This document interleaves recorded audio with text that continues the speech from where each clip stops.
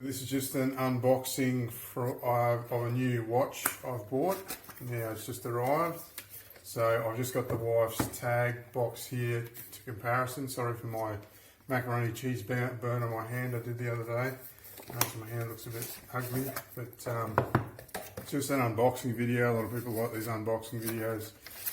Here's a warranty card from the place I bought it. So I bought it at authenticwatches.com. I believe it's got a 1 year warranty, 2 year warranty, and that's just to extend the warranty. So I'll open the Breitling. So it comes in a pretty fancy pants sort of case.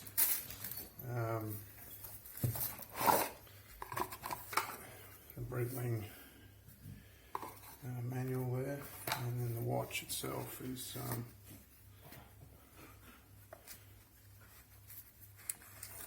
there you go. So what this is,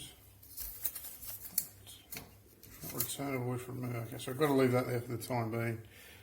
It's got a sticker on the bezel. I'll just peel that off. Now I believe it's self-winding. I believe it's I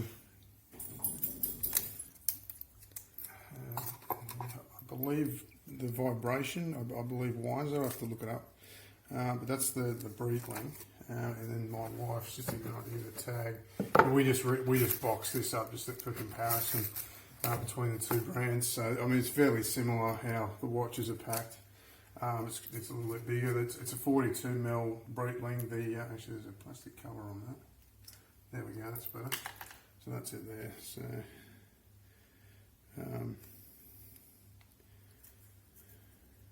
see the back there, all right?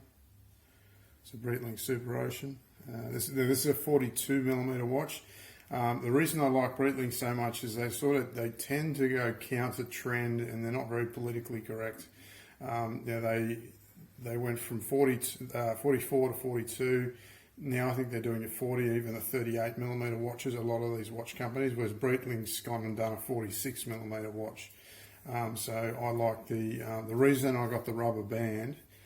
Is I smashed it. I tend to smash the band on places, so I didn't actually mind having a rubber band. That way I wouldn't damage the band so much. And even if I did, it's $80 to buy a different band, which is not a big drama. But that's the watch anyway. And you can see my wife's tag here. We just boxed it up just for the purpose of the video. You can see probably where she smashed the crap out of it everywhere on the band. It's all smashed along here. And that was the main reason I went with the rubber band. So I mean, it cost me $3,400, and then I had to pay duty, so it was just under $4,000 just for the to import this into Australia. And I believe these are selling for $5 retail here. So save a little bit of money doing it that way, but a little bit of process.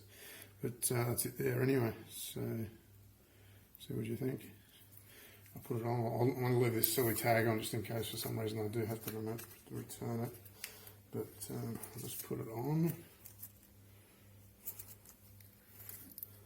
I usually wear them loose. I usually wear them fairly loose. I had an Omega Seamaster, but it was a 36mm, and it was a men's watch, but it was 36mm is a bit too small unless you got some real fat bezel on it. So that's sort of, I've got girly little wrists, so 42 is fine for me. 46 might be actually a bit too big for my wrist. So you can see the watch there. It's got a Breitling clasp at the back there as well. But I suppose I might as well remove this thing now. Anyway, that's my new Breitling Superocean. So, water resistant to 500 meters. I don't think I'll be going more than in the shower, but anyway. Alright, cheers, thanks for watching. Just another video, my wife and I were outside, we're just looking at the watch, and what impressed my wife was the actual box. So not so much the cardboard box, but the leather box. It comes in a really nice, really fancy full leather box, and my wife said you should do a video just about the box. Obviously you get your manual and everything with it, but it's quite a, no, that's the sticker off the back of it. It's quite a nice leather case it comes in, like it's full leather, it's all stitched, and then you've obviously got the watch itself. It's a very nice little, they package it really well. They spend quite a bit of money. I imagine that leather box itself would be worth a bit of money. Anyway, wife's just said I should probably do a video of the actual box it came in more so than the watch itself. Cheers.